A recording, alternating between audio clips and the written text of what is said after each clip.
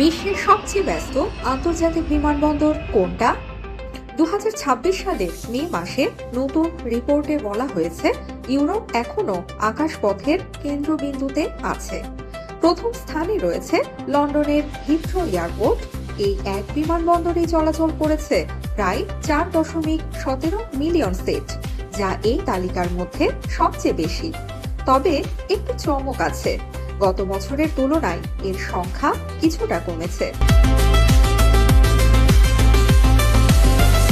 দ্বিতীয় স্থানে রয়েছে দক্ষিণ কোরিয়ার ইনচন ইন্টারন্যাশনাল এয়ারপোর্ট, প্রায় 3.71 মিলিয়ন সিট, এবং এখানে যাত্রী সংখ্যা বেড়েছে। খুব কাছাকাছি তৃতীয় স্থানে আছে নেদারল্যান্ডসের আমস্টারডাম এয়ারপোর্ট স্কিফল। চতুর্থ স্থানে রয়েছে সিঙ্গাপুর চাঙ্গি এয়ারপোর্ট, যা এশিয়ার অন্যতম গুরুত্বপূর্ণ হাব হিসেবে পরিচিত। এরপর আসে প্যারিসের চার্লস দ্য গল এয়ারপোর্ট এবং জার্মানির ফ্রাঙ্কফুর্ট এয়ারপোর্ট।